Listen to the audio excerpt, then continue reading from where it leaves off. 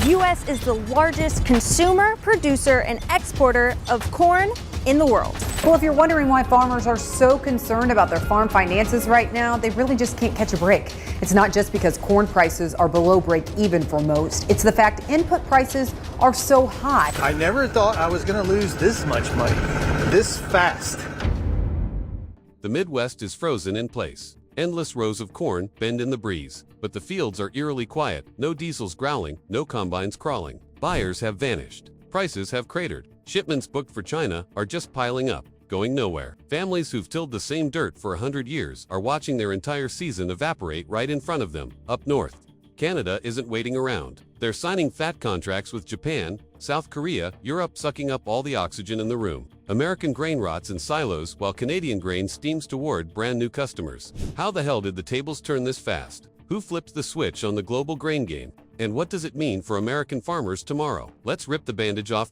It started with tariffs that kneecapped us corn before it ever hit the water. When the White House slapped massive fees on Chinese-built ships, the pain shot straight into the Farm Belt. Gulf of Mexico, freight rates jumped nearly 25%, tacking hundreds of millions onto export costs overnight. Across the Pacific, container prices doubled in weeks. $5,000. A Boxan turned a shaky post-pandemic market into a total stranglehold on growers. That was just round one. Come March 2025, the FGI's dropped the hammer again. New pesticide residue limits, 40% higher testing fees, and every load now had to pass a tougher chemical sniff test before it could leave the country. Fail in transit. Welcome to rejection and a very expensive ride back home. Barge traffic on the Mississippi fell way below the 5-year average. New Orleans turned into a parking lot for ships. 180-plus vessels sitting dead in the water waiting on paperwork, inspections, and containers that simply weren't there. Corn sat getting rain-soaked while the money clock ticked. Every week of delay shaved about 27 cents off each bushel. For Iowa and Indiana growers,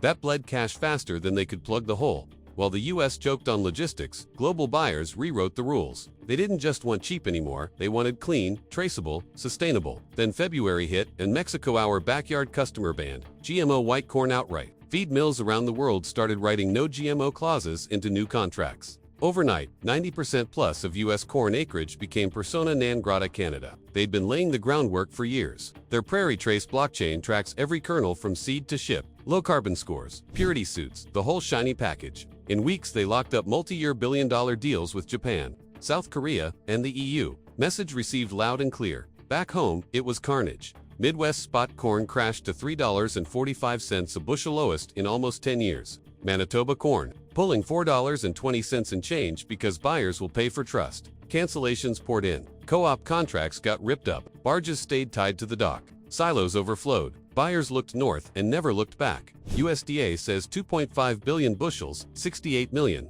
tons are going to sit unsold this year. In Cedar Rapids, full delivery corn is trading $3.74 way under break. Iowa farmers are staring at $865 acre input costs. Yeah, I said $865. Some just quit harvesting. Combines are showing up on Facebook Marketplace. Guys who used to farm 2,000 acres are pulling night shifts at the ethanol plant or the Amazon warehouse to keep the bank from taking the land.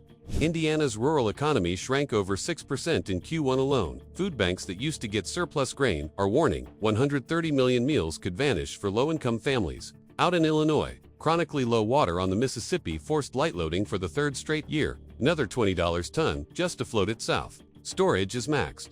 So vulture funds are scooping up distressed farms for pennies on the dollar. The ethanol side is bleeding too.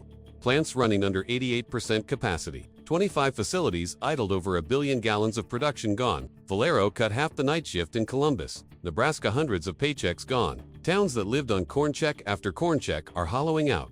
Every step of the way, Canada kept building the better mousetrap. Blockchain provenance, carbon scores, single-lot export insurance, subsidized low-emission rail. Even picking up U.S. grain on the backhaul at fire sale rates. Gulf bookings are down 14% year-over-year, while Vancouver can't load ships fast enough. This isn't just a bad season. Soybeans are next, 90% GMO and already on Europe's naughty list. After that, feed preferences will decide whose cattle and dairy even get on the boat. Australia and Canada are already promising net zero beef by 2030 and backing it up. Washington's at a fork. Path 1. Kill the self-inflicted tariffs. Fund real green transition tools. Roll out national traceability yesterday, and get back in the room with buyers who currently won't take our calls. Path 2. Keep the walls up, let inspections strangle what's left, and watch subsidies try and fail to paper over a market that's already moved on.